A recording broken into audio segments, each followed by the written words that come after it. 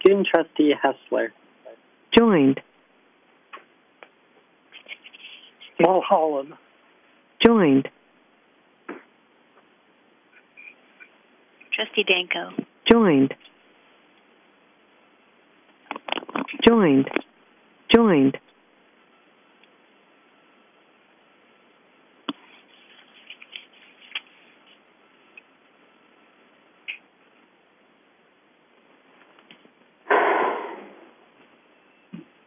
Barb Hughes.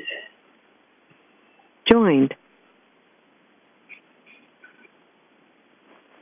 Welcome as people are coming in onto the call. I know we have a number of guests for our Joined. profiling excellence tonight. If you want to make sure you're on mute as you come in, and we'll get started. Joined. We'll get started right about 6 o'clock.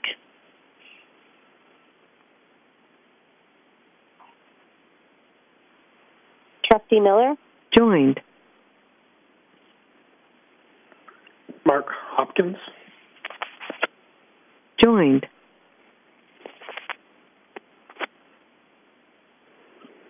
Joined.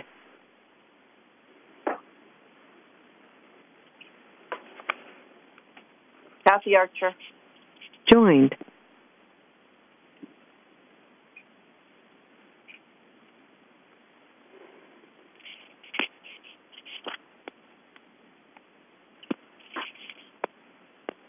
Joined.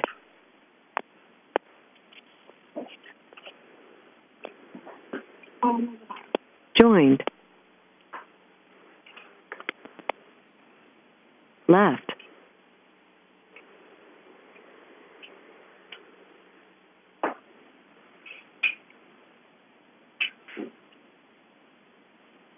Tracy McKillop. Joined. Trustee Galindo. Joined.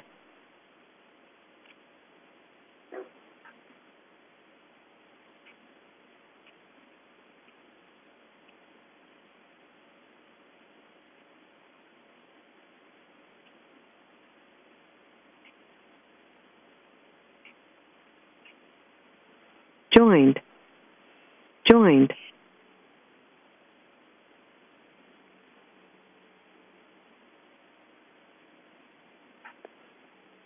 Joined.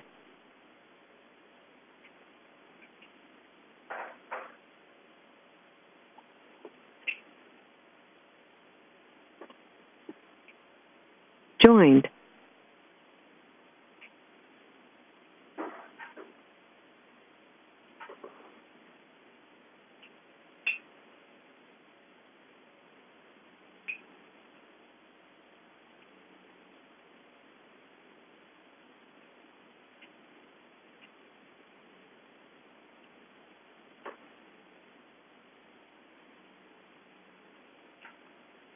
Good evening, everyone. I'll just give people another minute or so to join since we have a number of guests joining our call this evening. Heather Wilkie-Smith. Joined.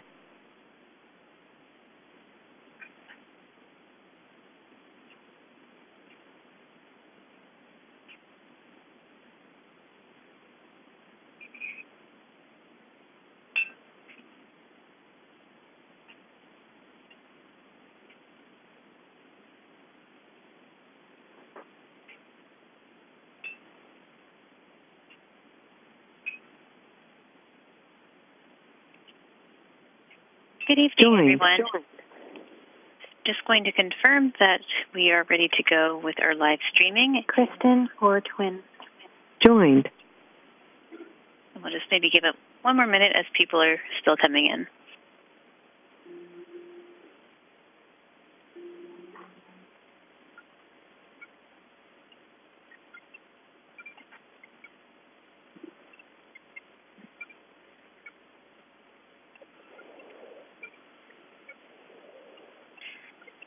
Good evening and welcome everyone to our board meeting for Monday, March the 29th, 2021. This is Trustee Dawn Danko. I'll be chairing the meeting tonight. I'd like to call the meeting to order, starting with our land acknowledgement. The Hamilton Wentworth District School Board acknowledges our presence on ancestral Anishinaabe and Haudenosaunee Confederacy land, as determined by the Dish with One Spoon Treaty. The intent of this agreement is for all nations sharing this territory to do so responsibly, respectfully, and sustainably in perpetuity. We respect the long-standing relationships with the local Indigenous communities, the Mississaugas of the Credit First Nation, and the Six Nations of the Grand River. I'll just remind people coming on to the session. Joined. As people are coming into the session, noting we have a number of guests, if you could just put yourself on mute. At this time, we will have the playing of O Canada. On the line, you may not be able to hear it, just as an FYI. Sharon Buck. Joined.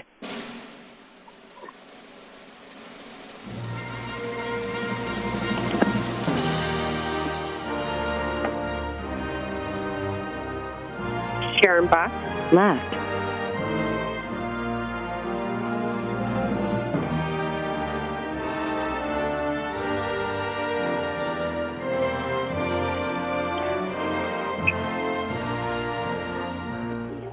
Okay, baby, I'm out.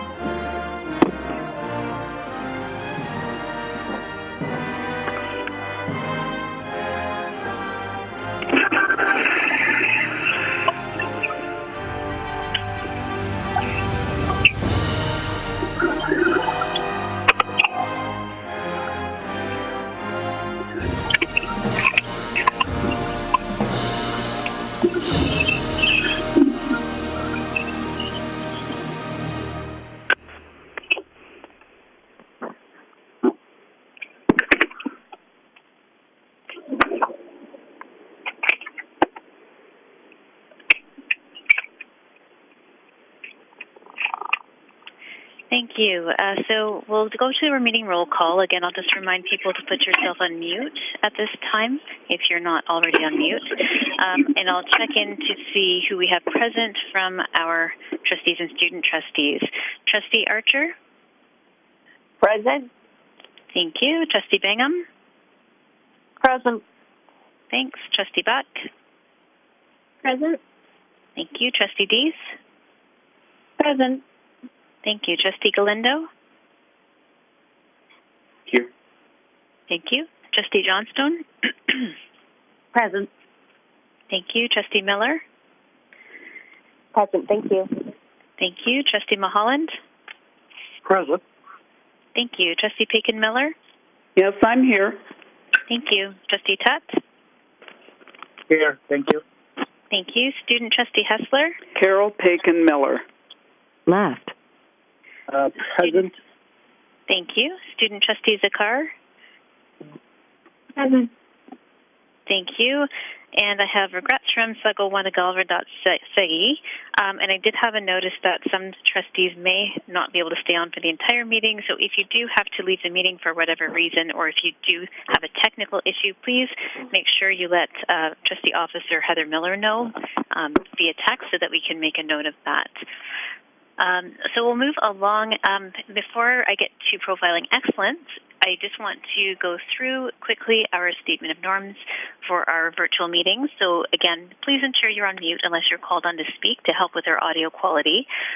Please direct all questions, comments to the chair so I can direct them to the appropriate person. And we will go through a roll call for any action item as well as the COVID update tonight to see if there are questions. But if there's a monitoring report or something that we're receiving, then I'll open the floor to questions and ask you to unmute yourself. You can signal if you'd like to speak, and I can create a speaker's list if needed. To move items, I will select a mover and a seconder as needed. If you're not okay with moving or seconding a particular item, please unmute yourself and state this, and I will select someone else.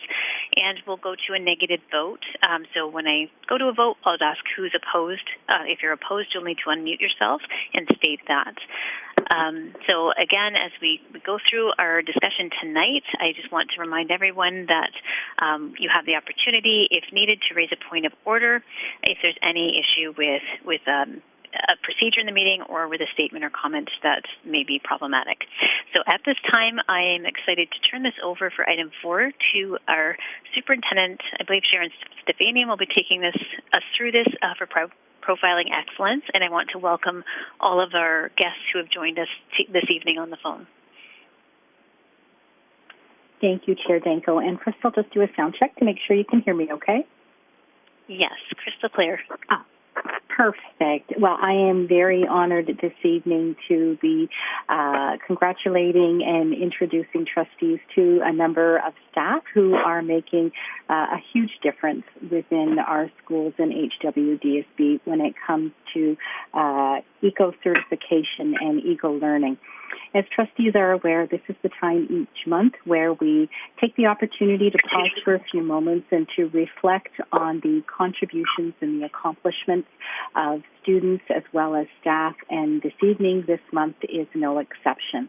I know that we find ourselves in a virtual stance this evening, so unfortunately, we don't have the opportunity to see the amazing group of staff that you have listed on your agenda this evening face-to-face. But I encourage everyone to envision everyone sitting in the gallery and the opportunity for us to be collectively saying thank you to all of these individuals for the countless hours and the dedication and the commitment they have been making to their schools and to their students and community, resulting in an Eco-Schools certification for the school. As I look over the names this evening, there are a number of names that are familiar, and as trustees are aware and those on the call are aware, many of the individuals that we are recognizing Roxanne Leach have committed to Eco-Schools work in their schools over the course of a number of years. And so this certification continues to build on great work that's already been happening, and that we also know in some cases there are new schools that are being added to the list this year. So again, huge appreciation to the staff for all that they do to support this incredibly important learning for our students. For those who may not be aware, Eco-Schools certification is certification for environmental excellence in our schools, and it spans kindergarten through to grade 12. And this is work that takes place across Canada. When a school makes a decision to participate in an Eco-Schools certification process, it's a full school approach. It involves the students, it involves the staff, it involves parents, community partners, administrators. Everyone has an opportunity to have that reflective look into the current environmental practices within their classroom and within their school, and then to collectively select ways in which to reduce their environmental footprint. Each year, schools have the opportunity to apply for certification by undertaking, it could be an environmental project, an action, a campaign, and then communicating into Eco-Schools Canada what they've done to earn points, and the points go towards their certification. So the schools that we are congratulating this evening are schools that have taken that step or the continued step towards ensuring that they are striving for environmental excellence in everything that they do. And the staff that I'm about to introduce you to and to congratulate on the Eco-Schools certification and their leadership in making that happen are individuals who give countless hours to the students and to their community in order to instill the important lifelong value of commitment to the environment and to sustainability. So we truly appreciate all that they give to ensure that this important learning happens. So I'm going to walk through the names now, and again, unfortunately, we don't have the opportunity to present certificates, but those certainly will be forwarded to schools. And after I've gone through the names, I will encourage people to go mics on for a moment so we can have a huge round of applause for those that we're recognizing this evening. So we'd like to recognize and congratulate the following staff for their support and their leadership in supporting their school Earn an Eco Schools certification. Barbara Albert Hughes from James McDonald, Kristen Ortwin from Frank Panabaker, Teresa Price from Nora Francis Henderson, Carissa Salvador and Crystal Lupel from Ryerson, Ashley Black from Mary Hopkins, Denise Ardowich Riviera and Janelle Sullivan from Pauline Johnson, Paul Gugliano from Westmount, Heather Wilkie-Smith from Holbrook, Diana Asrani from Queensdale, Heather Anderson from Norwood Park, Stephanie Trepanier from Coots Paradise, Roxanne Leach from Millgrove, Paula Wardle and Renee Rutten from George L. Armstrong, Michelle Taylor from Queen Victoria, Beth Karuna from Gordon Price, Clara Grescu from Ridgemount, Chrissy McComb and Eric Purnell from Sir Alan McNabb, and Jan Steinberg from Alan A. Greenlee. So I encourage trustees and executive council to go mics on for a moment as we engage in a round of applause for these amazing educators.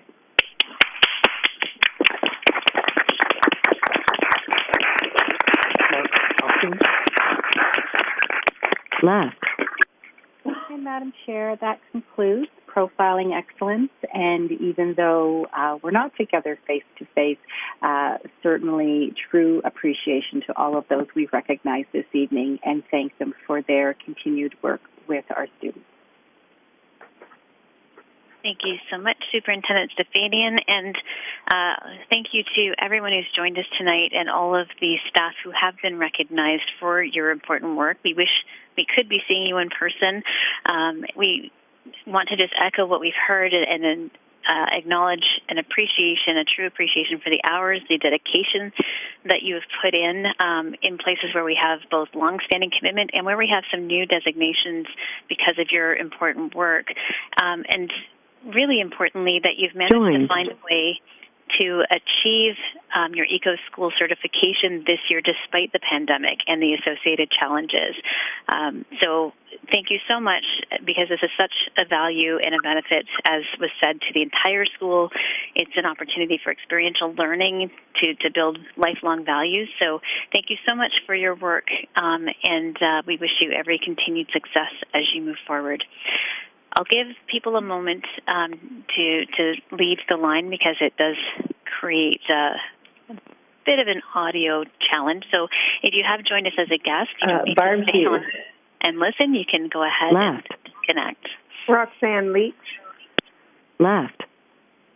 Left. Kristen Ortwin. Left. Danny. Left. Paula Wardle. Left. Ashley Black. Left. Eric Purcell. Left. Westmount. Left. Teresa Price. Left. Timothy Powell. Left.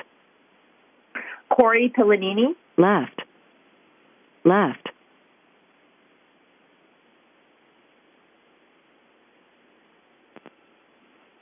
Heather Wilkie-Smith. Left.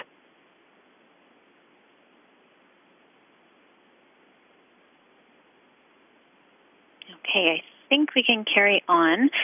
So moving along to item 5, I'll look for a mover and seconder for approval of the agenda. I'll just assign Trustee Bingham to move the agenda and Trustee Tutt to second. I'll note that Trustee Paikin-Miller has indicated she's not rejoining the meeting. Are there any amendments to the agenda? Hearing none, is there anyone opposed to approval of the agenda?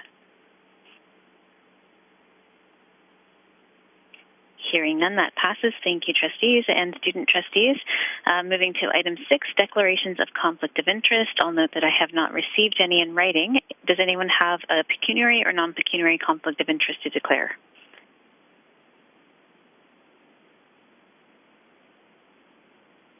Hearing none, we'll move along to item 7. That is our correspondence. Trustees will note in their packages that we've received a number of different correspondence from the community. I would be looking for a motion to receive and file, and I will just assign a mover, Trustee Galindo, and seconder, Trustee Deeth, if that's okay. Are there any questions or comments?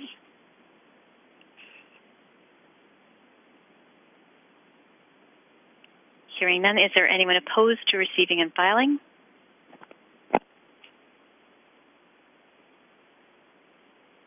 Hearing none, I'll move along to reports from trustee special committees. Item 8 is finance and facilities. Joined. I'd like to turn over the chair to Vice Chair Galindo, and I'll bring forward the report. Thank you, Chair Danko. I acknowledge the transfer of the chairhead over to me. Would you like to bring forward the report? Thank you. And through the chair, I'm happy to bring forward the public report from Finance and Facilities from March the 11th, 2021. Trustees will see that we have an action item where we have identification of board priorities to guide the 2021-22 budget development.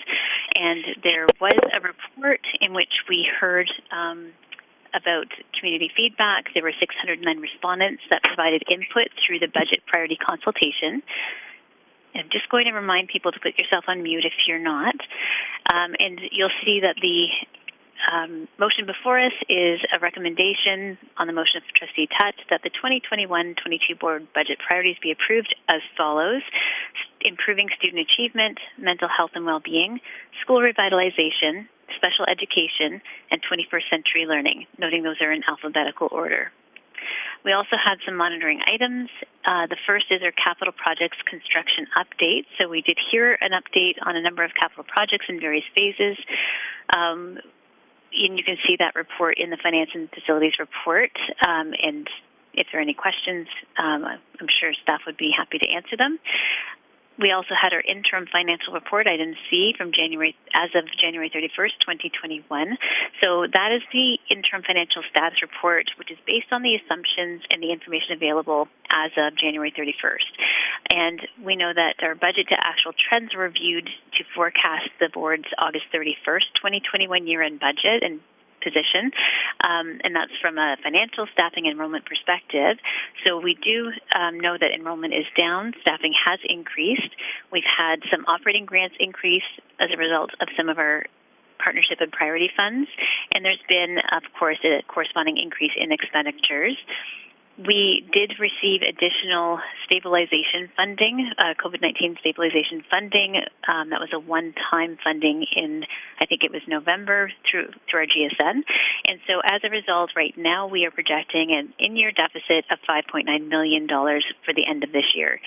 And of course, as with all forecasts, as we receive new information or assumptions change, then we will have interim financial reports updated accordingly. We also received an update on the facility benchmark strategy, and this was for projects that have been identified under that strategy, which is part of our capital plan. We had a discussion around expansions for gyms, and so what we learned is that the ministry did not approve the use of our proceeds of disposition or our POD funds. Those are funds that are something that we gain when we sell property that is no longer needed at the board. And so we cannot use that funding for gym expansions. Staff was recommending a revitalization plan for gymnasiums, but trustees asked what options were available to either receive other funding for the expansions or proceed with revitalization. So the only way that we can look to get funding is through the board's capital priority submission. And perhaps the associate director can share the update on timing for our capital priority submission this year when I'm done. So that would be where we submit business cases for capital priorities funding, and that is coming in the near future. We do have a date, but we will be hearing back at Finance and Facilities to determine the next steps with respect to the gym expansions. We also received an update on our 2021-22 budget development, and that was just an overview of our process, our initial assumptions that are being used. We do know that due to COVID-19, our enrollment is lower than projected. While we did receive that one-time stabilization funding for this year, we are not expecting, and the ministry signaled clearly that we would not receive that next year. So although we're projecting an increase in the 2021-22 enrollment, it's still going to be about 1,000 students less than what we experienced in 2019-2020. So we are planning with that in mind, and the ministry has indicated that we should be planning our budget without additional funding for COVID-19, and we, of course, need to do all of our budget and meet our collective agreement timelines. So as we work with a budget plan with reduced enrollment expected, we know that means reduced revenue, and as long as we keep class sizes in line with our regulations and follow our collective agreement timelines, we expect that there will be staffing and other reductions required to submit a balanced budget. And as we've seen in previous years where this has happened, we can always add back, but we can't remove staffing once that's been established through our staffing process. So with that, I would like to move to approve the report. Thank you, Trustee Danko. I'll turn to trustees at this time to see if there are any questions regarding the Finance and Facilities report. Kathy Archer. Left. Mr. Chairperson? Yes, I'm hearing Trustee Mulholland. Go ahead. That's right. I just want to add on the capital priorities when we submit them to the government, to our ministry, that the expansion of the new Rosedale Elementary School gymnasium be financed for completion. Thank you. Thank you, Trustee Mulholland. I'll turn to staff to see if you'd like to respond. Yeah. So, if we could pass it to Associate Director Stacy Zucker, she can update a memo that we just received from the ministry last week regarding capital priority submissions for the upcoming year, and how we've attempted to use our previous funds and were not successful. So, if I could pass it to Associate Director Stacy Zucker, please, through the chair. Thank you, Director Figueredo. I'll turn to Associate Director Zucker. Thank you, and through the chair. So as the director indicated, we were not successful with getting approval to use our own proceeds of disposition. The only other way for us to receive funding for the gym expansion from the ministry would be through the capital priority submission. At the time of the Finance and Facilities meeting, we didn't know when the submissions would be due, but we knew that time would be in the near future. We had indications from the ministry. Since that time, we have received an indication from the ministry that we will be able to submit our business cases by May 21st. And so it would be the intention, and always has been the case, that staff does bring back to first through the Finance Facilities Committee to the board a list of those projects that we would be asking for funding for and providing business cases for, and the priority ranking of those projects. So again, that would have to come to board for approval before the May 21st deadline. Thank you. Thank you, Associate Director Zucker. I'm certainly looking forward to having that discussion at Finance and Facilities. I'll turn back to Trustee Mulholland to see if he has any follow-up questions or comments.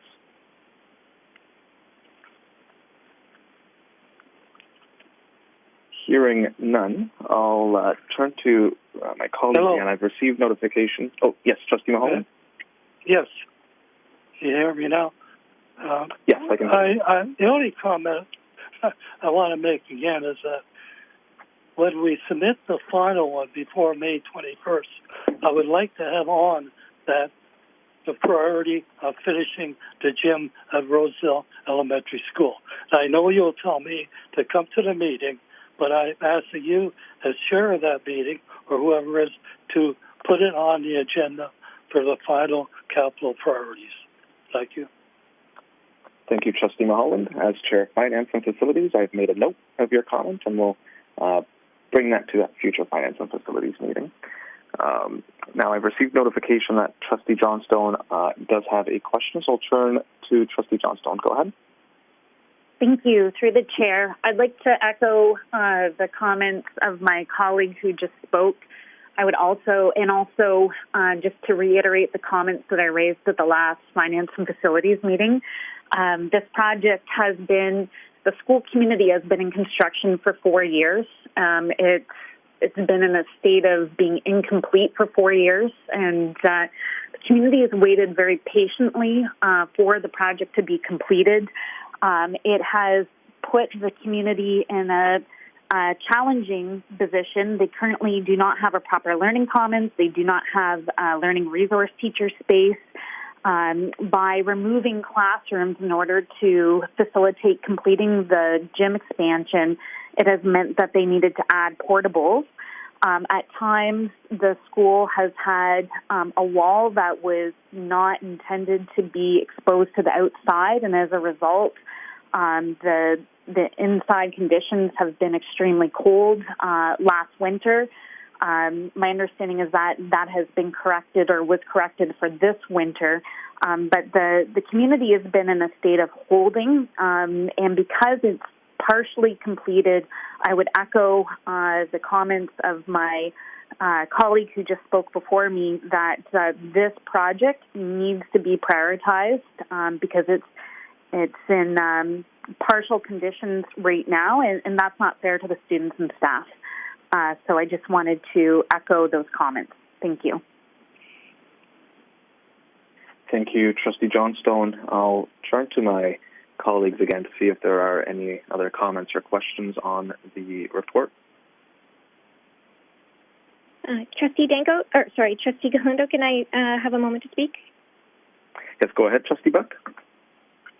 Yes, thank you. So similar to my two colleagues, I would also like to remind everyone around the table around Queensdale and the work that still needs to be done there. So really nothing new to add, very similar situations to what has been mentioned before in those other two cases. Work that needs to be completed is long overdue, and looking forward to that fulsome discussion and just looking for solutions for meeting the needs of the three communities presented tonight. No further comments. Thank you, Trustee Buck. And as always, as Chair of Finance and Facilities, I'll extend a warm welcome to all trustees to attend that future Finance and Facilities meeting where we'll be having the capital priorities discussion, date to be determined. Are there any other questions or comments from trustees? So hearing none, on the motion to receive the report and accept the recommended action items, moved by Trustee Danko, seconded by Trustee Tutt, if that's okay. I'll turn to a negative vote. Are there any trustees opposed to passing Finance and Facilities report? Hearing no opposition, I'll turn to student trustees. Are any student trustees opposed?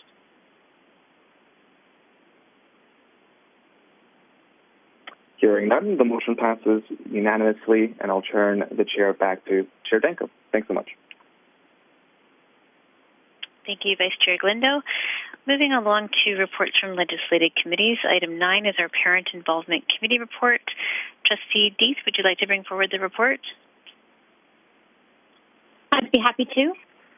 There were, at our last PIC meeting, there were three information items, including a visit by our chair of the board and director, who gave a number of updates and a PowerPoint presentation on crisis response, positive culture, student learning, and strategic directions.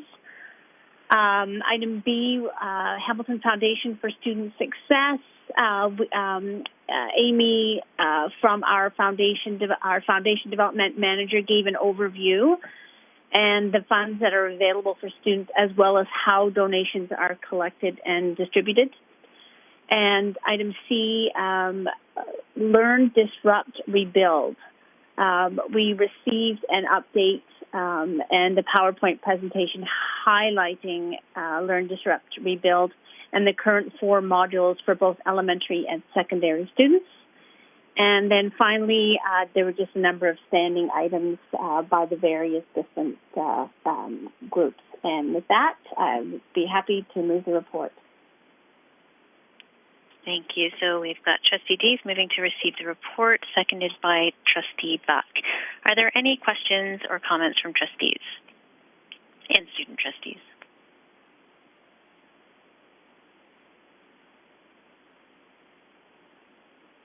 Hearing none, to the motion to receive the report, is anyone opposed?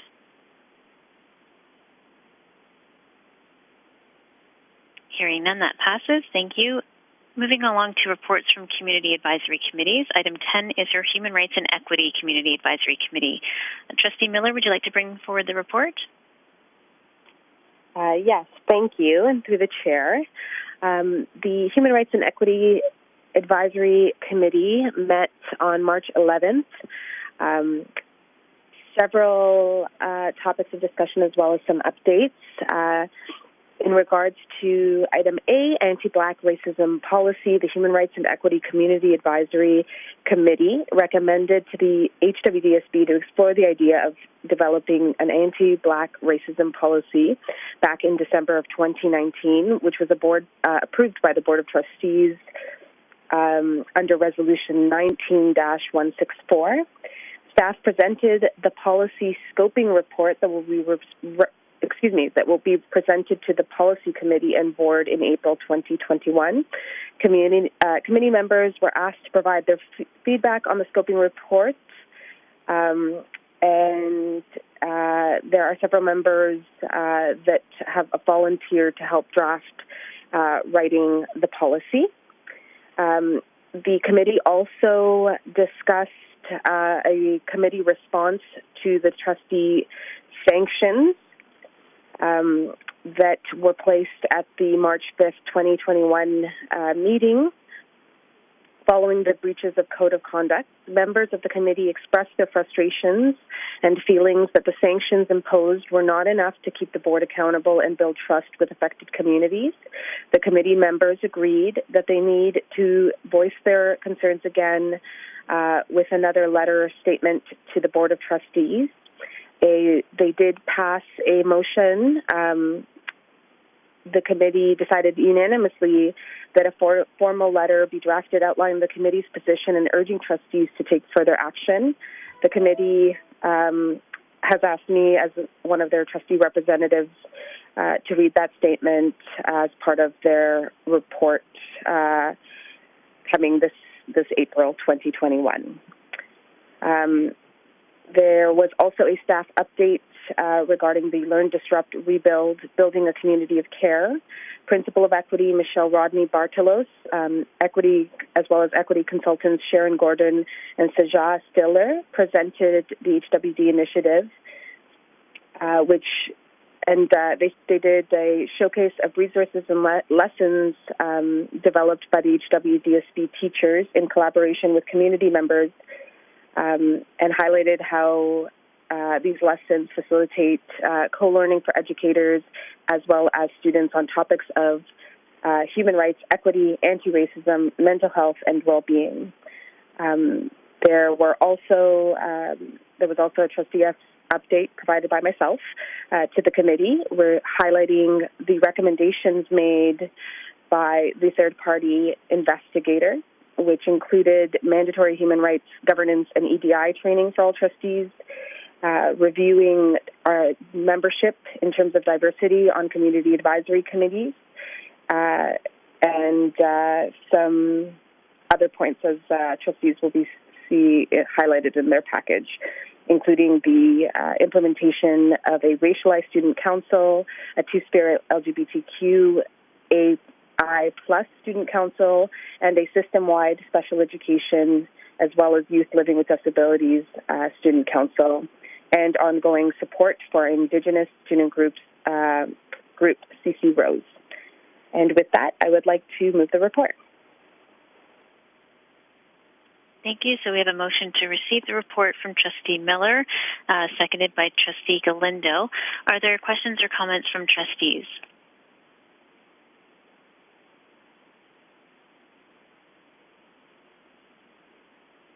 Chair Danko, I have a question. Trustee Buck, go ahead. Yes, looking through the package, item A, they asked us to explore the idea of developing an anti-Black racism policy. Can I get some kind of indication? Is this going to go to our policy committee? Or is that covered in some of the other measures that we're looking at right now under the larger governance review? Thank you. I'll start with the director. Thank you. Through the chair to Trustee Buck. The policy process and development will go back to the policy committee. I was at the Equity Human Rights Advisory Committee. It's part of the consultation around the scoping piece, but it will go to the policy committee for each step. And a reminder, it was the Equity and Human Rights Advisory Committee that brought to the Board of Trustees a year ago this recommendation to develop an anti-Black racism policy. Through the chair. Thank you. Trustee Buck? Just maybe a question around the timeline for when we will see that arrive. Thank you. To the director? Through the chair, I believe it's coming to the April Policy Committee, the scoping document, as the first step in our development process. Through the chair. Thank you. Trustee Buck? No further questions. Thank you very much. Thank you. Any further questions from trustees?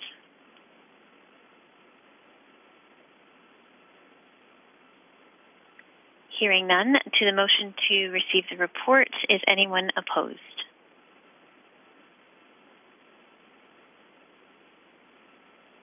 Hearing none, that passes. Thank you. We'll move along to reports from staff. Item 11 is our school reopening COVID-19 update number 10, and I believe we were sent a presentation that may be helpful to follow along with, so if you'd like to open that up, it was sent around 5:20 this afternoon. I'll turn this over to the director. Thank you. Through the chair, as trustees are looking in their email, there is a slide deck and PDF that was sent, and as the chair has indicated, that's correct. It's our 10th update, and what you will see on slide 2, there'll be some updates provided regarding feedback through thought exchanges. Also, an update that's new this time, but around human resources, staff absences, and a redeployment. As there's been an increase in the number of staff absences that we'll speak about. Further detail around staff absences will continue to go to Human Resources Committee, but we thought there was an important piece to bring to this COVID update. Also an update on our secondary schools, our elementary schools, public health measures, and then a director's update from ministry teleconferences with the Council of Directors of Education. And then I will highlight the next steps for monitoring progress that will be coming to other committees and through other reports. So I will now pass to Associate Director Peter Sobran. He will walk us through the report. I'll do the last piece, and then staff will be happy to answer any specific questions. So if I can pass to Associate Director Peter Sobran, please. Thank you, Director. And through the chair, I'll just do a quick sound check. You're loud and clear. Great, thank you, and good evening, everyone. So I will reference the slides just in terms of following along. So on slide 3, thought exchange, just an update that we did some thought exchanges in the fall. In November, a thought exchange was completed with students, families, and staff. Questions for students were, what successes have you experienced this year? what has been challenging for staff in terms of learning innovative practices during the pandemic, what have you found that works well, and successes that you can share, as well as some challenges. The December staff survey was really focused on well-being, the challenges being experiences, again asking for successes, and in terms of professional learning, professional development, how are you finding it? Are there any gaps? We haven't had any further thought exchanges in January and February. The next one is planned for April. On the advice of our research and analytics department, when we extend a thought exchange or a survey, there is a clear expectation that when we gather the information that we filter it back, we provide the feedback so that there isn't a sense that we are just asking the same questions without actually taking action. So that's currently the work that Executive Council is undertaking, and we will then develop a next thought exchange to be launched in April. I'll move to slide 4. And as the director has indicated, staff absences, while this report will go to the Human Resources Committee. And I want to, at this time, just acknowledge the work led by Superintendent Nunn, as well as all of the Family of Schools superintendents. The challenges particularly being felt in our elementary schools, largely due to COVID-related matters, whether it's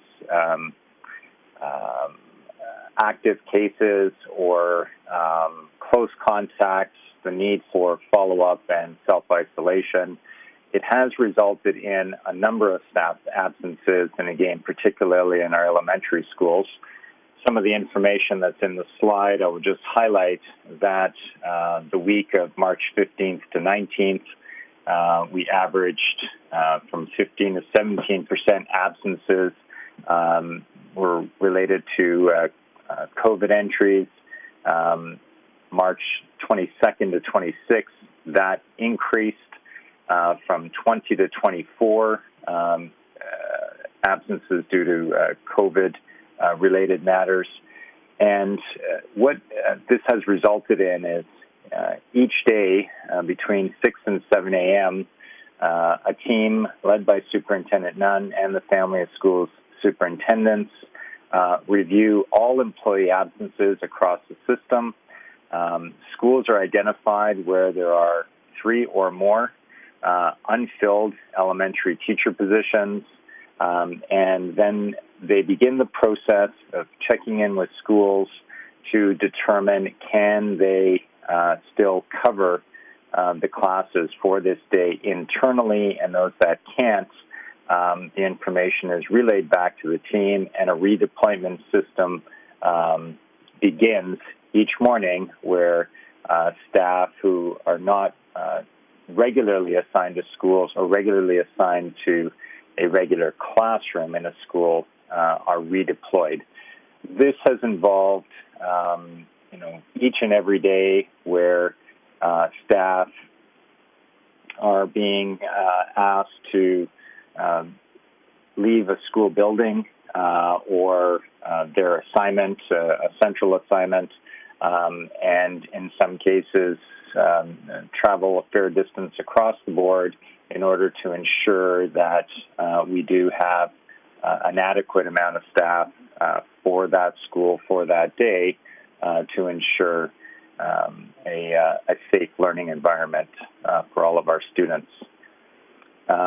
Employee support and wellness also continues to work really closely with the COVID Protocol Committee, supporting employees in terms of their return to work as a result of the contact tracing and as a result of the self-isolation that many have had to go into, and continue to work really closely with staff who have failed the daily screen as a result of COVID symptoms and as has been highlighted before, the daily screening includes both symptoms of the individual or a number of other factors that could result in a failed screening for the day.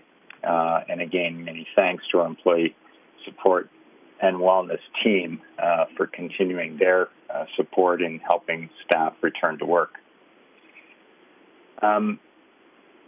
I've noticed that, unfortunately, our slides are a bit out of order. So slide 5 belongs with our public health measures, which we'll get to in the second to last section. So I'm going to skip to slide 6 and just speak briefly about our secondary schools. As a reminder, our rotation model continues, and rotation number 3 of 4 begins April the 19th. And just want to bring to trustees awareness around secondary graduations, that a committee led by Superintendent Denemy and supported by Superintendent Dunlop have been working with our principals, vice principals, and have developed a protocol for us to ensure that we have graduation ceremonies this year. They will occur using a walk or a drive-through model. The format complies with the Ontario framework. Schools will commence their planning with their school-based teams, have already started to do so, and graduations will be taking place between the 14th and the 28th of June. Go to the next slide, slide 7, and bring a few updates around elementary schools. And many thanks here to the work by Superintendent Jane McPherson, as well as Superintendent Torrance around program. The first highlight is in terms of pivoting to remote if required. As trustees will recall, in early January, where we were directed by the ministry to pivot to fully remote, we ensured that all students that required a device from at least grades 1 through 8 were able to have a device made available to them, thanks in large part to staff right across the system coming in over the December break and facilitating the readiness of those devices. Pleased to say that, again, we have a system in place now that should there be the need for that type of closure, that we would be well positioned to deploy devices. And most recently, when we had to shift one of our schools, Dr. Davey, to fully remote, we were able to successfully deploy devices again to those students who required them, and to move to fully remote learning. Just an update in terms of elementary graduation, grade 8 graduations. The Elementary Advisory Committee is looking at a variety of options for grade 8 graduation, and more will be provided by way of an update in April. But just to note, and we've heard this feedback from schools, from families, to ensure that students who are currently in the remote learning program be included in all grade 8 graduation planning, such as photos, ceremonies, and awards, and that, in fact, will all be taken into account. And then an update around the third and final formal transition period that we have underway. We have just completed the ask of families who are wanting to switch from the remote learning program to in-person, or from in-person to the remote learning program.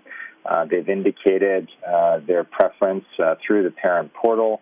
That information has been collected As it stands right now, we're looking at more students who have requested, their families have requested a move from remote to in-person, and we are in the process of ensuring that those can all be facilitated.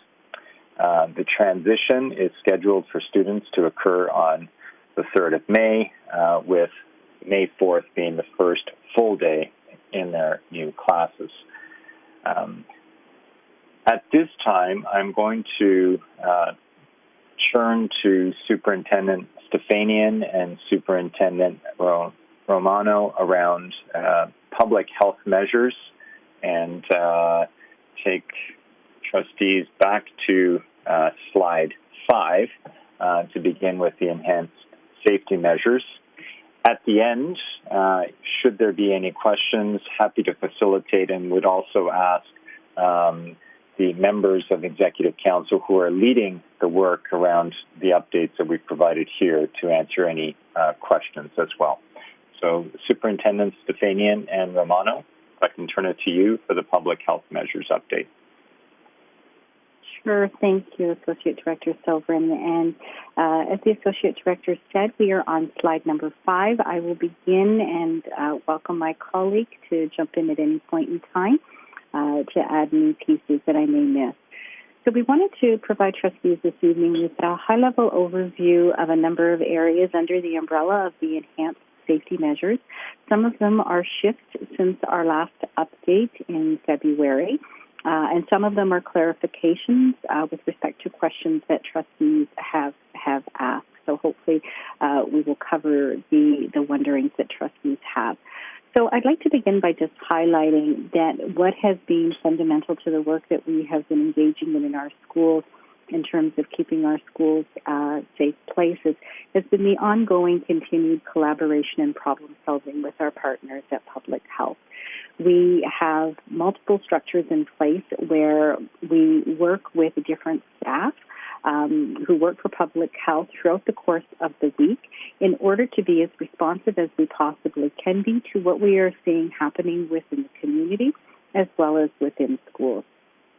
So I share with trustees that we have meeting structures that see Public Health and HWDSB meeting on Monday, Wednesday, and Friday very formally in a structured time with a structured agenda. Every other week on the Wednesday, we are joined with representatives from the Ministry of Education as we talk about asymptomatic testing and what asymptomatic testing looks like within our community. Our meeting on Friday includes the directors from both school boards where we talk, again, very high level. Public Health shares with us metrics and data that they're seeing within the community, as well as reflection on what we're seeing in schools. And then on Wednesday afternoon, we meet with our city colleagues with respect to before and after school programs, childcare, and authorized recreation, and specifically with respect to implications of COVID and testing with the focus on the early years. So being as responsive as we possibly can as a collective and problem solving if we find that there are trends that are popping up, we find that these structures allow us to be as responsive as possible. So when we talk about some of the new measures that are put in place, certainly we know that screening remains extremely, extremely important. We know that one of the questions that trustees wondered about was, what would be Public Health recommendation around one of the areas that could be most important, and that really is for individuals to do their screening before they come to school or before they come to work.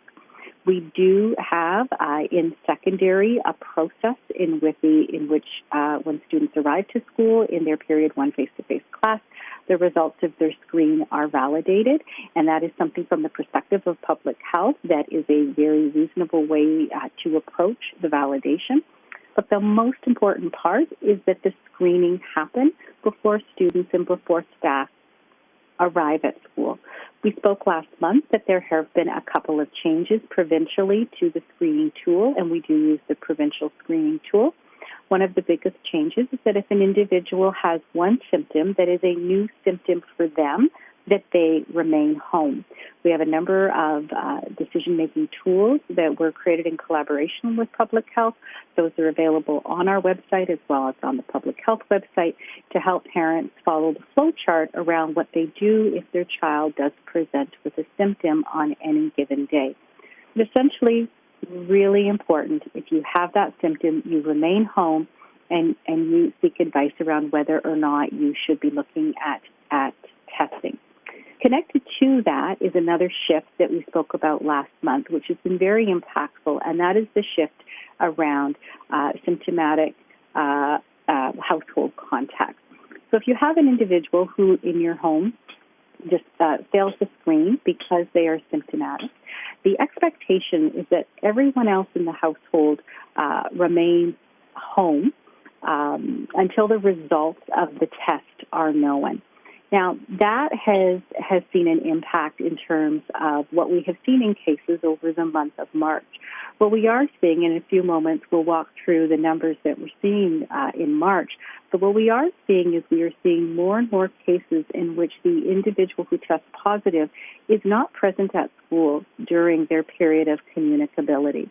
And that typically is because through the screening process, they have been screened out because they're remaining home because of someone in the home who is symptomatic and awaiting test results. So again, share that with individuals because as we talk about some of the new pieces that have been introduced, certainly that additional level in the screening sees individuals in our building not during their period of communicability, which means ultimately it doesn't impact on the cohort that they are part of. We also have updated with Public Health the return to school after illness attestation form. We're currently in the process of having that translated into the top 10 languages. That document needed to change when the provincial screening tool changed, and we've heard from principals that the translations will be extremely helpful for families. So we're hoping to see that within the next week or so. Another new piece that was introduced through Public Health, I would say about 2 weeks ago, are contact tracing packages. So when it comes to a dismissed cohort, previously there was a process where Public Health would endeavor to reach out to all of the individuals who were within those cohorts to provide direct information for the families around what should be happening in the home during that time when there was someone in the home who had been identified as a close contact of a positive case and somebody who would be isolating. What we were finding is that as the volume of cases increased within the community, of course we know COVID doesn't live in schools, it lives in the community, but our schools are a microcosm of what we see in the community. So as community cases go up, school cases go up. So our volume within the community was getting very high, but we also knew it was extremely important that families were receiving this information in a timely way. Principals were receiving calls from parents looking for answers to questions if their child had been home and isolating for a day or two and they had not yet heard from Public Health. So Public Health has produced a very detailed contact tracing package, which we provide to all of the individuals who are part of a cohort that is directed to isolate. The feedback from principals has been extremely positive in terms of the amount of detail that is provided. It speaks to how to isolate. It speaks to if you have someone isolating in the home, what does that mean for other members of the household? What can they do and can't they do? And really is built upon frequently asked questions that we were hearing from families with respect to isolation. So that is a tool that Public Health has produced that we're hearing very positive feedback around. And certainly families are always welcome to reach out directly to Public Health to have conversations. Staff risk assessments do continue. Those are the assessments that are done when we have staff members who have been identified as close contacts. Again, we are making some slight modifications to the process, looking at providing staff with some tools where they can do a personal assessment before they receive the phone call from the public health nurse. Again, really highlighting those key elements that we know are important, such as physical distancing and the wearing of PPE. critical pieces when it comes to determining if someone is a close contact or a casual contact. We also had the opportunity about 2 weeks ago to meet with the Swiss workers who are working in our schools. Trustees are aware the Swiss workers work for the YMCA. They are settlement workers who work in elementary and secondary schools. Together, along with public health, we had a meeting to talk about how we can work together and how the Swiss workers may be able to support the important work of reaching out to families.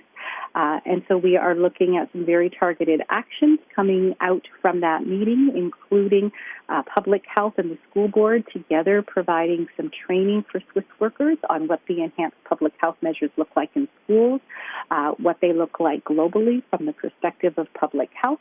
And then we're looking at hosting a series of parent learning sessions to provide that information. Public Health also came out and supported our administrators, came out virtually and supported our administrators in some more detailed learning around enhanced public health measures. And most recently, our principals provided a bit of a refresher for their staff at the staff meeting that they held last week. We're also currently in the process of creating a support visit process that will be conducted by members of our health and safety team in support of our schools around enhanced public health measures.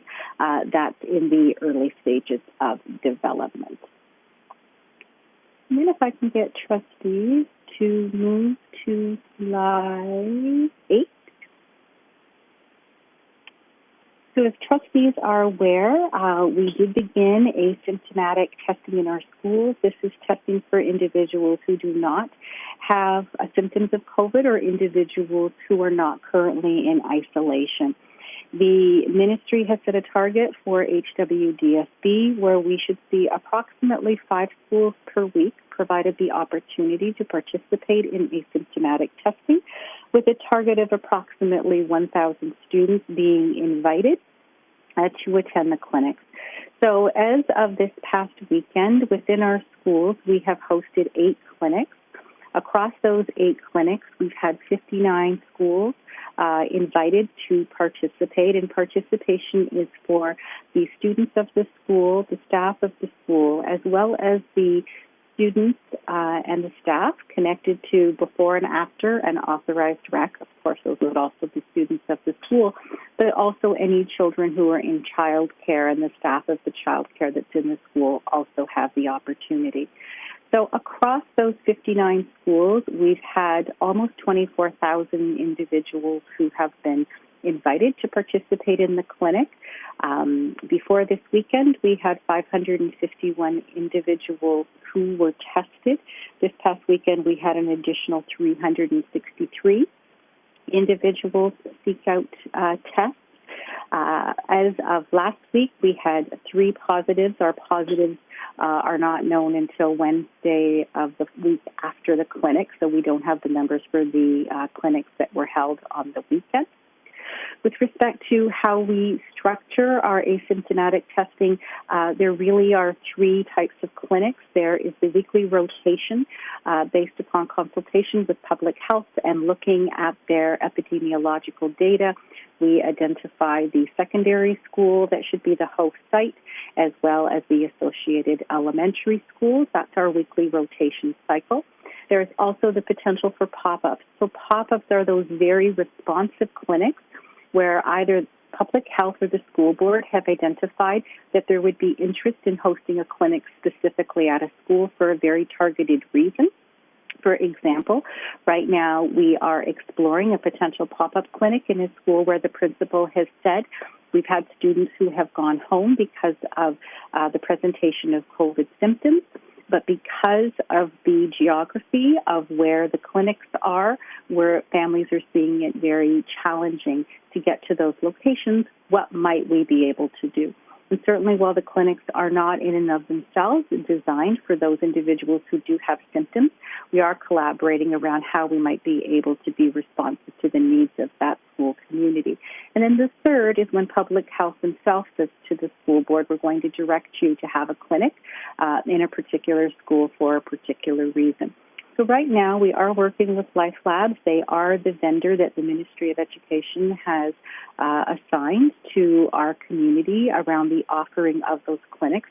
But we are also, together with Public Health, exploring other local partnership options, which may allow us to look at increased testing, particularly in the area where it may be directed by Public Health that specifically we should be having a clinic in that area. And on to slide number 9, just some high-level data for trustees. So in December, because we know certainly we have seen an increase in cases during the month of March, by comparator, in the month of December, we saw 116 cases and 8 outbreaks.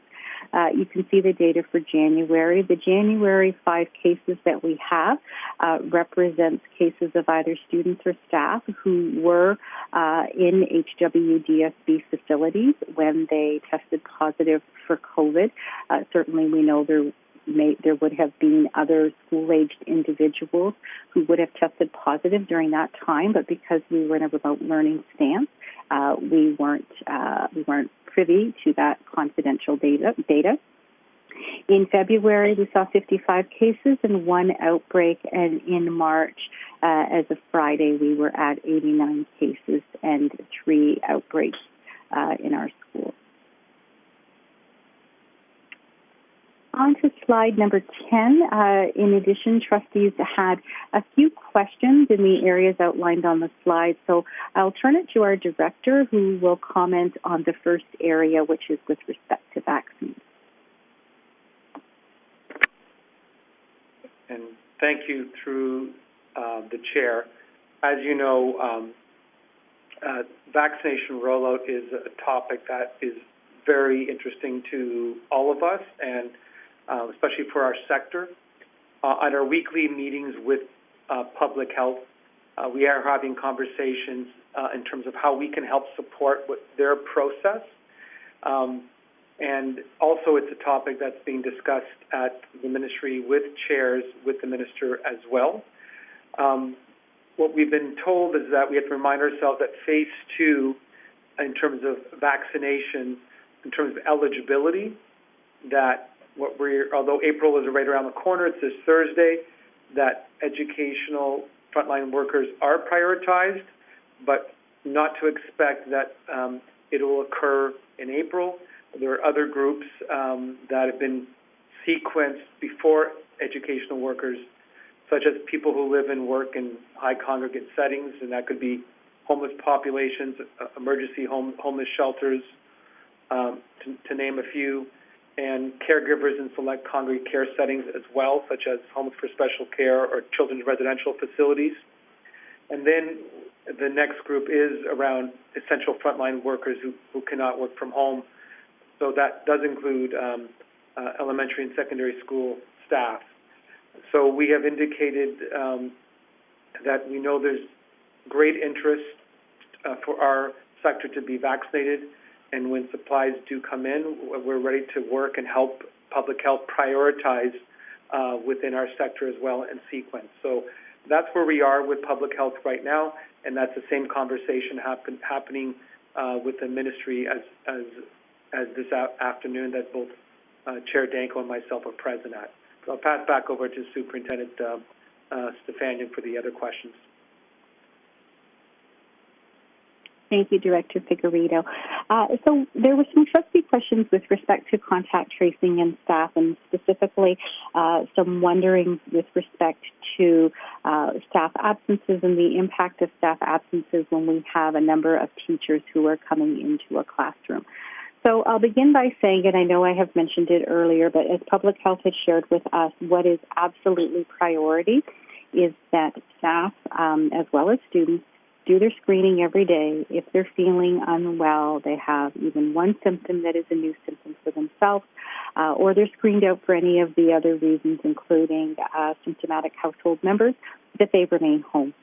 That fundamental first step is a critical strategy around keeping our schools safe. In addition to that, as trustees are very much aware, we do have a cohorting strategy with respect to students in our schools.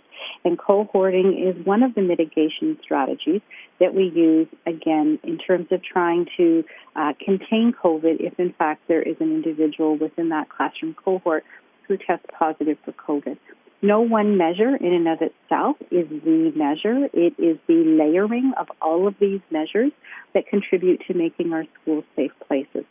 So public health has said, important to keep in mind that broader context when we talk about the fact that we do have multiple staff members who may come in contact with a particular cohort.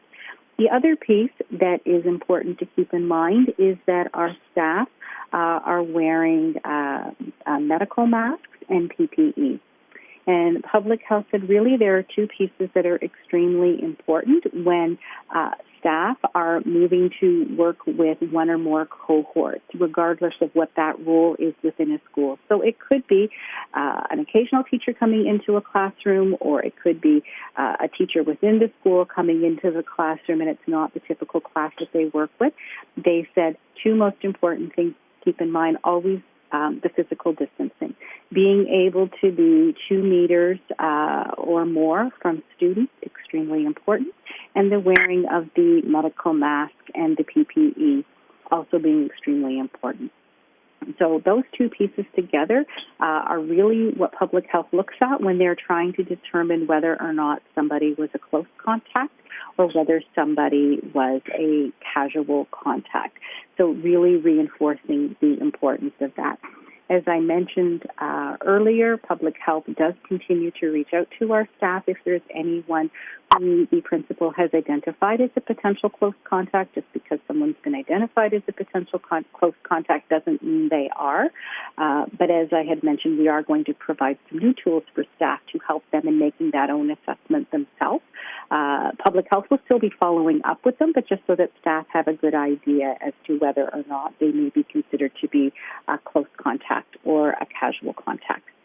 With respect to masking, there have been some questions with respect to the fact that the weather is changing and whether or not we anticipate public health will see a change in expectation with respect to wearing masks outside. As of right now, public health indicated that there is no plan or intent to change the expectation with respect to masking outside. Regardless of the season, COVID continues to be in our community, and as long as COVID is in our community, the expectation remains that while outside, students and staff are wearing their masks if they're not able to physically distance. Certainly, we recognize the need for the mask breaks. As we've outlined in our protocol for staff, intentionally think about the times and the places during the day where students can be provided with those mask breaks.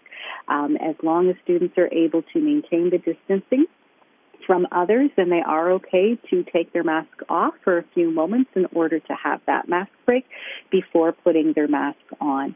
But public health said, the risk for COVID hasn't changed as the season changes, and so unless something information they receive shifts at this point, there is no plans for outside masking to shift or to change.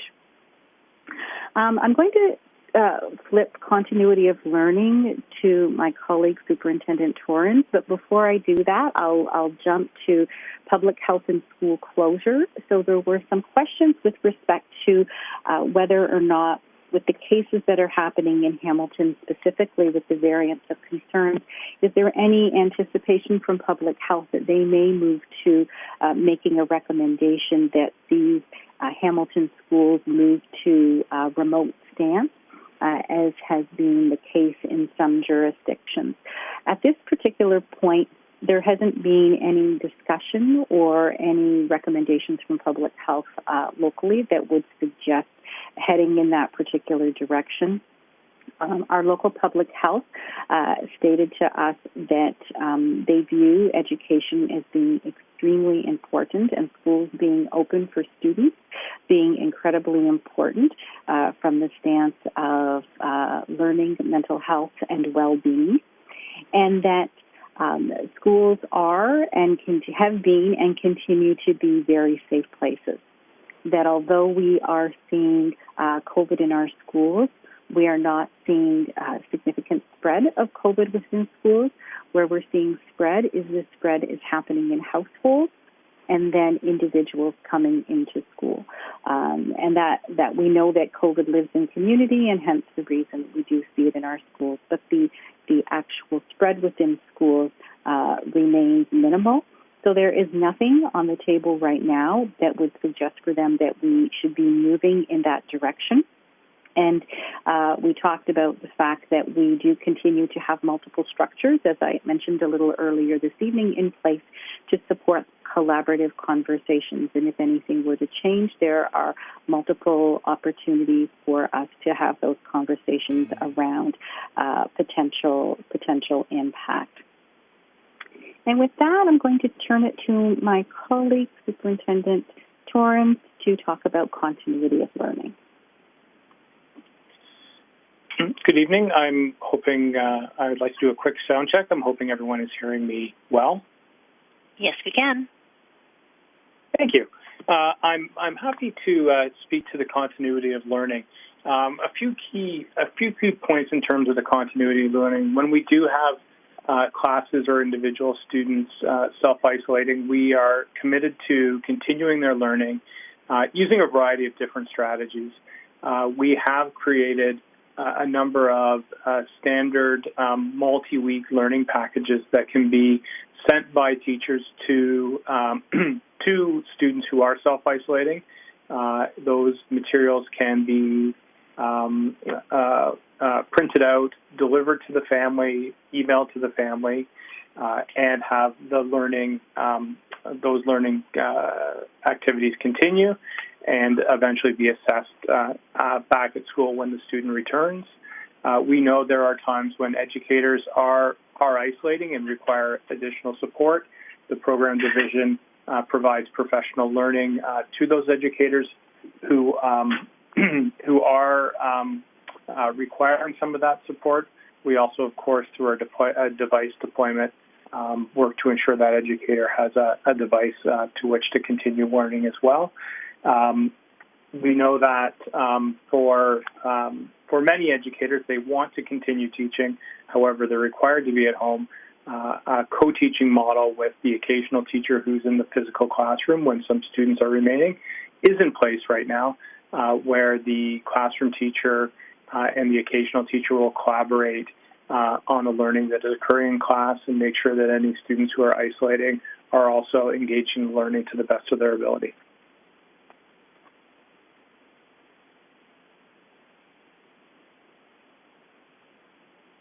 Thank you. Thank you very much. And back to the director, I think there was some additional information, or is that for your update? Yeah, the last piece then I'll just provide in this slide deck that trustees can see are two last slides. So under the director's update, high-level conversations that are happening with the province, with directors, and I also know in conversations that chairs have on a weekly basis. Number one is that we are told there will be a revised operational guidance document that will be provided by the ministry. They're consulting with the medical experts that we'll have by the month of April. The consistent message from chairs and directors is that we need time to plan for the expectations that are being considered for September. And of course, there's going to be some assumptions there, so we're looking forward to having that next month. Also, remote virtual learning for Ontario. Some discussions we're being told around consultation in terms of will boards be making their own decisions, or will there be a province-wide direction? As you probably read in the media, that the ministry is consulting, and it's expected to provide some direction. And later on, I think today, that the Chair Danko could provide some update as well from our recent conversation with the Deputy Minister today, and some concerns that are arising from chairs of boards around how quickly this is happening, and whether this is the right time to make such a change without actually looking at the outcome data of how students have achieved and data regarding student well-being. So more to come on that.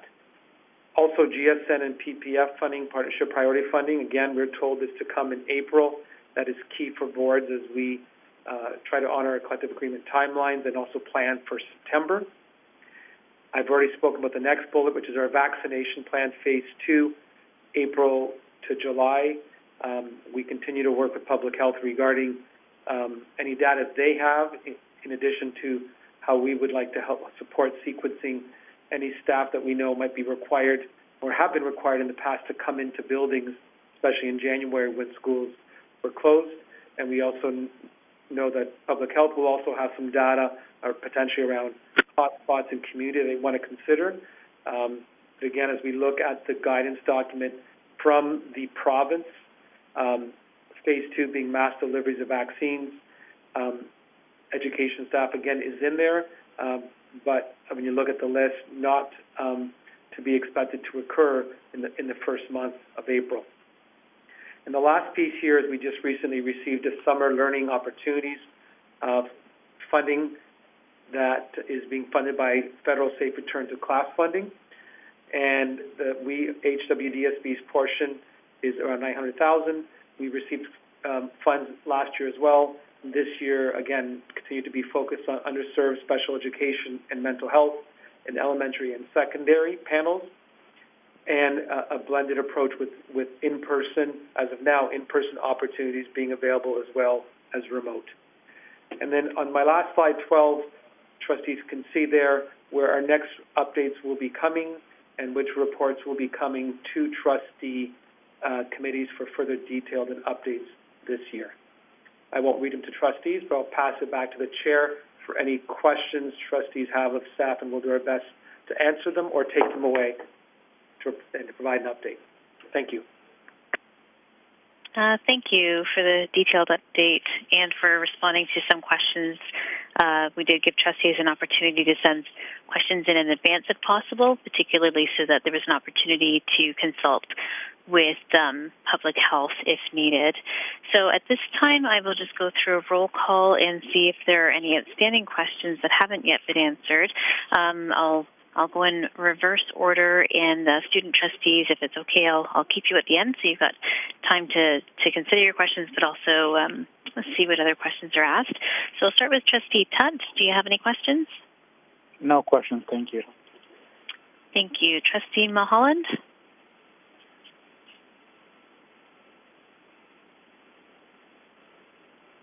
Trustee Mulholland, do you have any questions?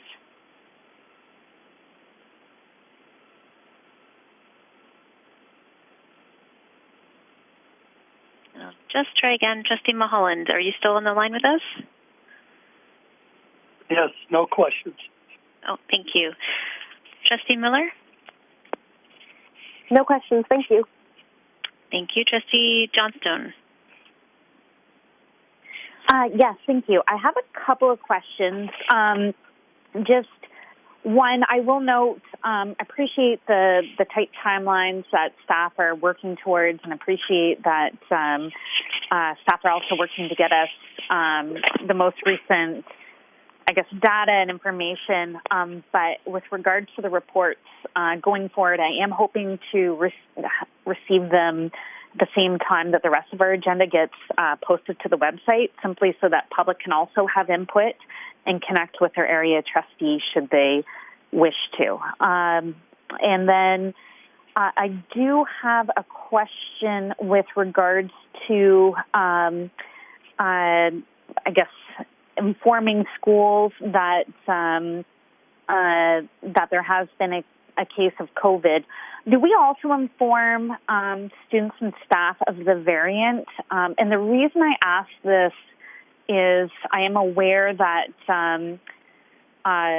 especially when the new variants first started coming out, some staff were surprised to read that it was different variants in their school, but they found out that information via the newspaper. So I'm just wondering if we inform them, or if public health informs students and staff of the variants in the school.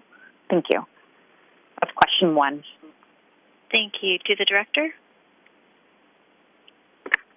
So I'll pass it to Associate Director Sovereign to direct the questions through the chair.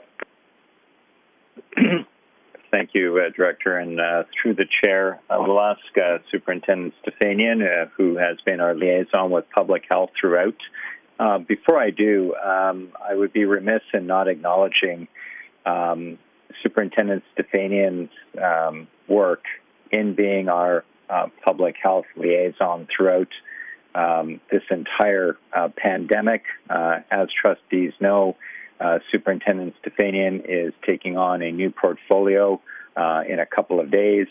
And so I just wanted to take this opportunity to thank her, acknowledge all of her work. Superintendent Romano is going to assume the responsibilities and has been working alongside Superintendent Stefanian, but I just thought it would be very appropriate this evening to acknowledge all of her tremendous efforts on all of our behalfs. But with that, I'm going to ask her one more time for the information from Public Health. Superintendent Stefanian. Thank you, Associate Director Silverman, and thank you for the kind comments. Appreciate the trustees' question with respect to the variant. So I'll begin by sharing that we have been having specific conversations with Public Health around the variant long before we actually began to see the variant in Hamilton. We were wondering whether or not there would be any expectation of any changes to any of the practices that we have in place, and there are no expectations of any changes. The layered strategies that we have in place that begin with the screening before people arrive, the use of PPE by staff, masks by students, and all of the other enhanced public health measures continue to be the best way to mitigate against the spread of the variant. Public Health would say, really emphasizing the importance of the wearing of PPE as well as the importance of screening and distancing. So when it comes to where we're at with respect to the variant in our community right now, every time an individual goes for a COVID test and tests positive, there is a further investigation into whether or not their positive is a strain of the variant. And so that is a subsequent analysis that happens after the initial test. So we are not made aware, nor does Public Health have the information to share with us at that moment in time when we are processing a positive case. Certainly, as trustees know, when the information with respect to a positive is made available to Public Health moves as quickly as possible to notify the individual that they have tested positive, to give them directions, but then also to connect in with our team very quickly so we can look at whether or not there are students or staff who need to be in isolation because of potential exposure. At that point in time, we don't know whether or not that individual is testing positive for the variant. The results are not known, so we do not have that information. When the information does come back to Public Health only shares variant information when that variant is connected to an outbreak scenario. So the situation that the trustee is commenting on is with respect to communication that would have been in media because of an outbreak situation in a school where when the results came back, the information indicated it was the variant. That information can take 5, 6, 7, 8, 9 days. It can be a fairly lengthy period of time. It doesn't change the way in which we respond. It doesn't change the measures that we have in place.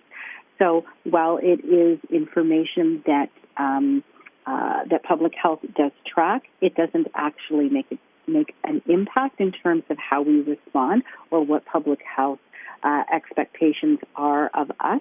So we have worked through a process so that if there is in fact variance in an outbreak situation, Public Health will ensure that they make us aware at the same time when the information is posted externally so that we have that information as well. Thank you. Just a follow-up comment to that is just if we can ensure that students and families and staff are aware of where they can find additional information from the study website. I assume that we already do that, but thank you very much for the explanation. I know my constituents will certainly appreciate hearing that extended information, and I know some of them were listening in tonight. I do have a couple of other questions. Are we beginning to prepare for, I guess, a deeper analysis to find out how many students will be coming for a fifth year? I would assume that we will have more students returning back potentially. So is that planning underway in terms of looking at pathways and what students need to graduate, if not this year, potentially next year? Thank you. Thank you. I'll go to Associate Director Silverin. Thank you. And through the chair, students have completed their course selection forms for next year. We are currently reviewing all of those. And when we bring a report to program around student achievement, we will be providing those types of updates in line with our goal around graduation. Thank you. Okay, and thank you. So at that point, we would then be notified if we are going to see increases. My next question is just with regards to special education, and I was noting earlier in the report in terms of absenteeism, our most recent report was between 20 to 24% absenteeism and that was for all staff. With regards to our our staff that are working with our most vulnerable, high needs and special education students, are we making any special considerations about ensuring consistency with regards to, I guess, how we ensure that there's, consistency in supporting and the supports that are working with our students. I guess where that question is coming from is I've had some constituents reach out to express concerns over the high turnover of EAs that their child has been interacting with and the negative impact that has had with their son or daughter. And so I'm just wondering if our staff could provide just more detail in terms of how we are working to support special education students and consider consistency at this time. Thanks. Thank you. Associate Director Silverin? Thank you. And through the chair, perhaps I'll begin just by going back to slide 4, and in terms of some of the absentee information. The averages that are before you on this slide are just due to COVID absences, but in fact there are many, many more absences each and every day, thus requiring the redeployment of staff across the system, as I described earlier. When it comes to students with requiring special education supports and services, obviously we ensure that we have staff working with those students, all students, to ensure safety first and foremost as one of our key guiding principles, but second in terms of the continuity of learning. And perhaps at this time I'll ask Superintendent Blair if she would offer any other comments around some of the additional supports that her team is providing for the continuity of learning for students requiring special education supports and services. Superintendent Blair? Thank you. And through the chair, it's a great question for us and wondering probably for some of our parents too. We do have a number of system staff, including educational assistants and child and youth care practitioners and other staff that we are deploying out to schools daily to help mitigate the impact of some of the absences in schools. And so again, while they might not be as familiar with a one of our systems staff. The staff are in schools every day, and we work closely with Human Resources every morning to determine where we need to send staff. And so, again, usually around 7 a.m. to 7:30 a.m., we will look at our support staff and other professional services staff and send them out to schools to minimize that disruption. Thank you. Through the chair, thank you. Through the chair, and I'll make the comment when I think what the desire was that I'll highlight here is that when we're redeploying occasional staff out to support our special needs students, that as much as possible we're looking to return the same people to the same school so that they can build up a relationship there. So I'll just note that. And I recognize the challenges that our system is under and that health and safety is first and foremost, but just looking to provide some consistency where possible, I think is appreciated. Finally, I just, and through the chair, this may need to go towards the end, but I would like to make a motion to write a letter to the Minister of Education, to the Premier, as well as to the Minister of Health, to advocate that our education staff be prioritized on the vaccination list, or education workers across Ontario. As we've seen here in Hamilton, with COVID, we've had absentee rates most recently between 20 to 24%. Those numbers are significant. We've seen growing cases. As listed in this report, in February, there was 55 cases, one outbreak. In March, and we're not even done the month yet. So far, we've had 89 cases and 3 outbreaks. Clearly, there is a need to prioritize education workers who are working directly with our students who are still required to be in school, or to or to have that, the staff are required to be there.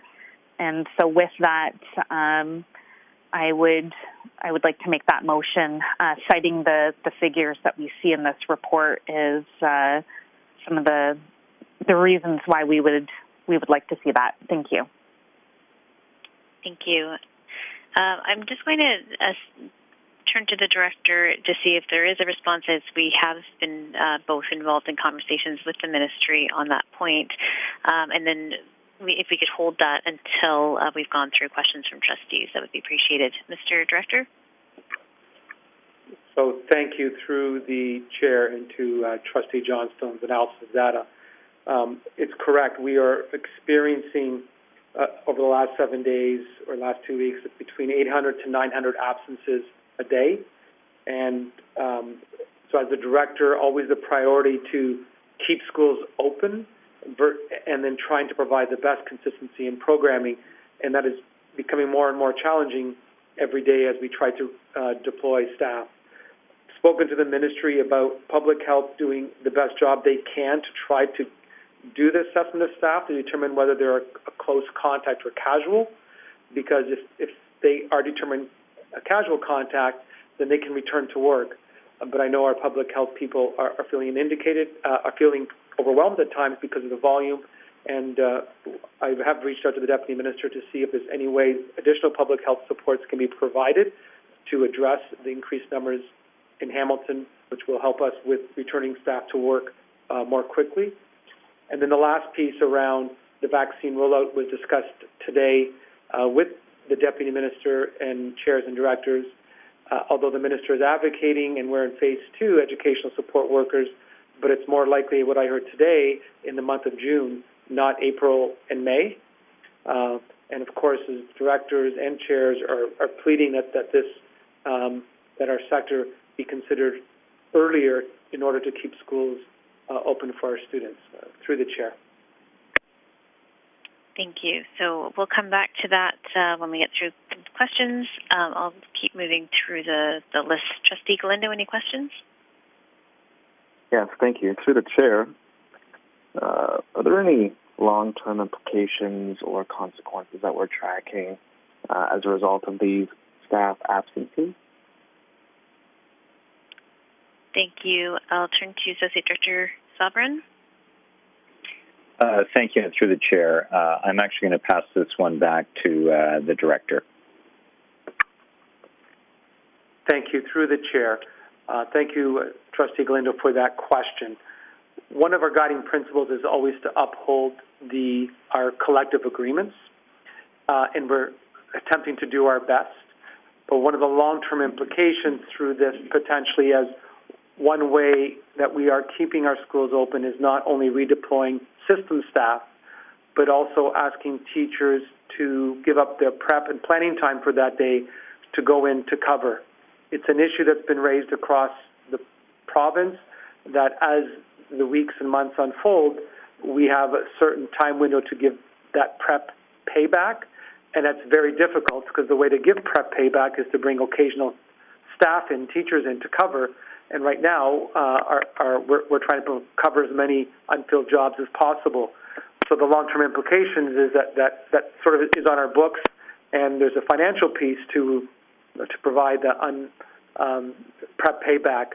So we are tracking that, and we know we did have one snow day this year where we used that as a strategy to give planning time and prep payback.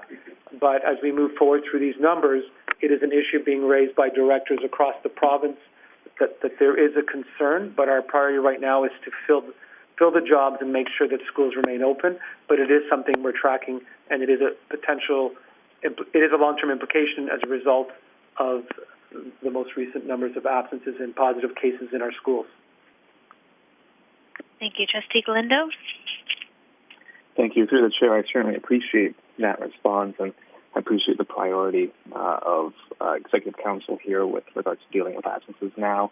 But I also appreciate that this is being tracked long-term, because it's that financial piece that I'm also concerned about, and I'll be paying some attention to that in the months ahead. But those are all my questions. Back to you, Madam Chair. Thank you. Moving along to Trustee Deeth. Any questions? No, thank you. I think all my questions have been answered. Thank you. Thank you. Trustee Buck? I did have a question or two. Looking at, I believe it's slide 4, under the redeployment process, it says here that we've got our system staff being redeployed to schools that have, it looks like, 3 or more unfilled elementary teacher positions. For our system staff,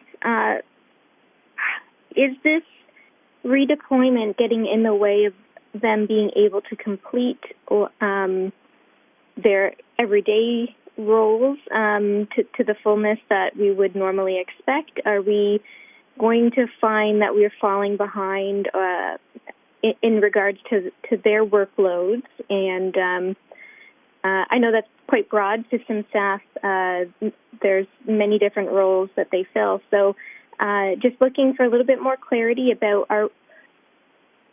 are we, while trying to solve one problem, creating other problems at the same time?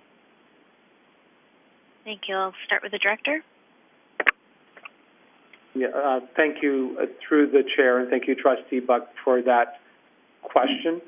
I'll pass to Associate Director Peter Sobran, who can give some concrete examples of system staff that we do redeploy, or system staff that have been assigned to schools and we change their assignment for the day. And yes, there are some implications using them to ensure that a class, every class has a teacher in front of them. So I'll ask Associate Director Sobran to elaborate on examples. Thank you, and through the chair. To answer the first part of the question, there are certainly implications every time staff need to be redeployed because they would have had another assignment that day, other tasks that needed to be completed. So absolutely, this is not just putting their work for the day aside, but it's something that they will have to then continue with, or the initiative that they're working on may be further delayed. But to the director's point, one example of system-assigned staff that are currently in schools who are regularly redeployed to ensure student safety in the classroom. Reading specialists would be one of them. Our elementary student success teachers, our math facilitators in elementary schools. They would be reassigned either through this redeployment process in the morning, or principals themselves would reassign them during their assessment of whether or not there are unfilled jobs for the day. Other teachers at a school level who may not have an assigned class, but in fact are working to provide instruction and provide a preparation coverage for another teacher. They may be reassigned for an entire day in a classroom, and therefore the teacher or teachers that they would be working with in the other classrooms wouldn't receive their preparation time, as the director noted earlier. As well, the part of the curriculum that that particular teacher would be covering with the students would have to be deferred to another time. So those are a few examples through the chair where redeployment does have the unintended other consequences. Thank you. Trustee Buck? Thank you very much for that explanation. Just glad for that acknowledgement that while this is a solution for now, there are consequences and implications for the work that our system staff are tasked to complete. So just wanting to acknowledge that they've pivoted and been a big help in helping us to meet a very important need over the last number of months. I did just have one more question around the vaccines, and should our potential letter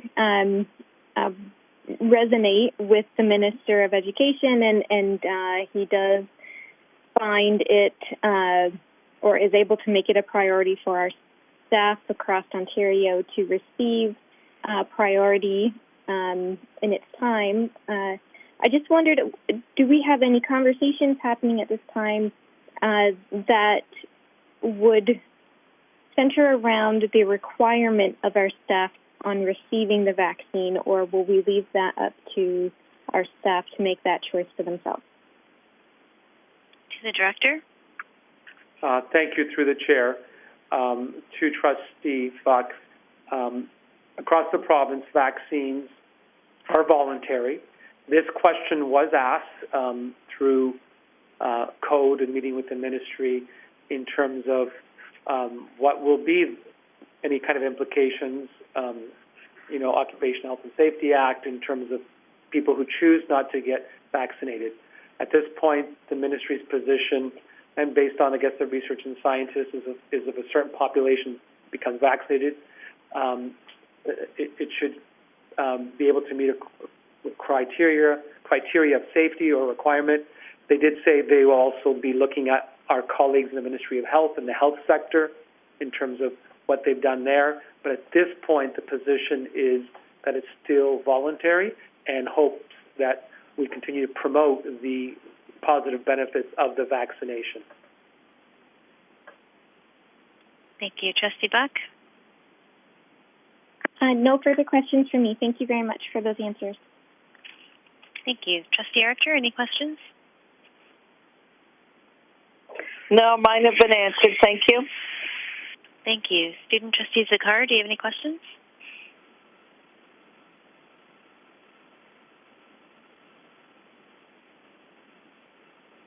Sorry, Student Trustee Zakar?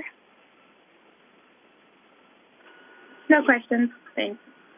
Thank you. Student Trustee Hessler? No questions nor comments. Thank you. And I'll just note a thank you to staff. I had submitted a number of questions in advance, so I appreciate some information that we're not hearing any commitment from Hamilton Public Health about a potential move to remote at the local level, and we aren't hearing that at the provincial level at this time. I appreciate that we're seeing more opportunities and different opportunities for asymptomatic testing in different communities, particularly where cases might warrant it, or I appreciate that our schools are actually able to identify where there might be a need. And also appreciate, just the clarity on impacts of the absences that have been talked about, some of the reiterating. Oh, I'm sorry, Christine. Sorry, Trustee Bingham, I'll come back to you. Just appreciate that the reiteration of the PPE, outdoor masking, indoor masking, social distancing, all of those layers, screening, all being important, and just that clarification around outdoor masking, but acknowledging the importance of mask breaks. But now that I've noted that I didn't ask Trustee Bingham if she had any questions, I'll go back to her. Sorry about that. Trustee Bingham? No problem. My questions had been answered previous, but I did want to say thank you to staff for so much work that is put into this to make sure that our schools are as safe as we can possibly keep them. Our staff in the schools, as well as our exec council, as well as everyone who has worked on it. So thank you very much to everyone. Thank you. And then I'll leave my comments there because I didn't have a follow-up question. Okay, let me just jump back to my board agenda. One moment.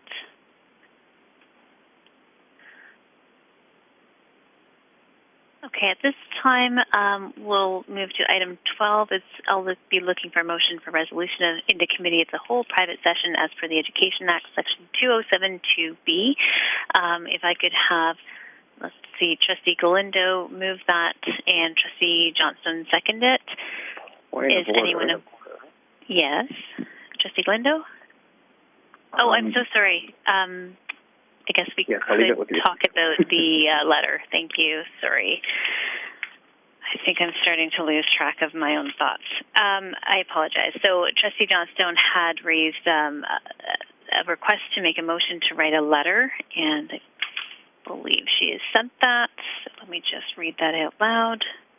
Or Trustee Johnstone, if I can just go to you to read that, noting that we don't need a motion to write a letter, but if we'd like to formally do that, certainly we'll open to that myself. Trustee Johnstone, did you want to just state your motion out loud? Sure. The motion is that the Chair writes a letter to the Premier, Minister of Education, and Minister of Health to prioritize education workers and the vaccine rollout in order to keep the health and safety of our students and staff as our top priority and to keep schools open. Thank you. And I'll just, Trustee Glendo, if you're okay to second that. So I'll put that on the floor. Trustee Johnstone, did you want to speak to that briefly?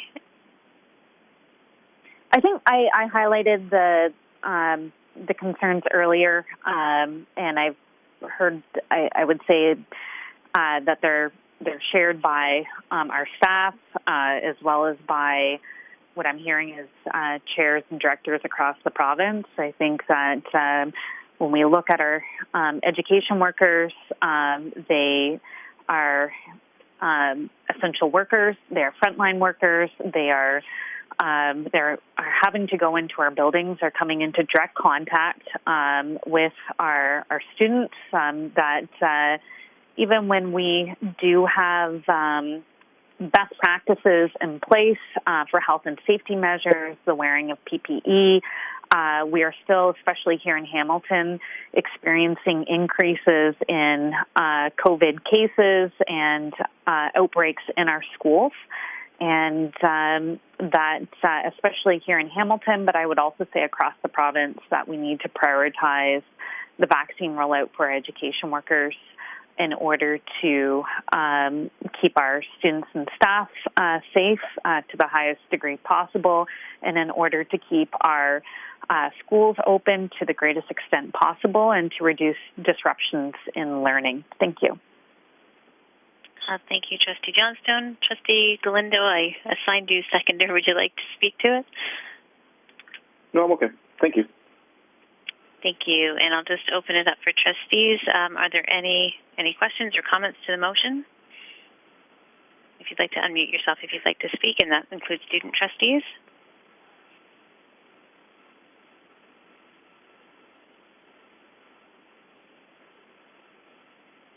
Hearing none, I just will add that it has been very clear through the chair-minister meetings that Minister Lecce has been advocating for the prioritization of education workers for the vaccination rollout. I might suggest that we include our local public health on the letter as they play a part in how vaccinations are prioritized at our local level within the phases, if that's acceptable to the mover. And I'll turn back to the mover for any final comments. No, absolutely. Thank you. Okay, thank you. And so if there are no further comments or questions, then is anyone opposed to the motion to write a letter as outlined by Trustee Johnstone? Okay, hearing none, thank you. And thank you for the point of order, Trustee Galindo. At this time, we'll move to item 12, resolution into committee of the whole private session as per the Education Act, section 207.2b. So I'll swap up who's moving and seconding. If I could have Trustee Archer move that, Trustee Bingham second it. Is anyone opposed? Hearing none. So this would be for trustees and the director only. If you can lead this call, we'll make sure for student trustees and any relevant staff that would need to come back when we rise from the committee of the whole, that we send you notifications so that you don't have to stay on this line, but we would be rejoining in public session.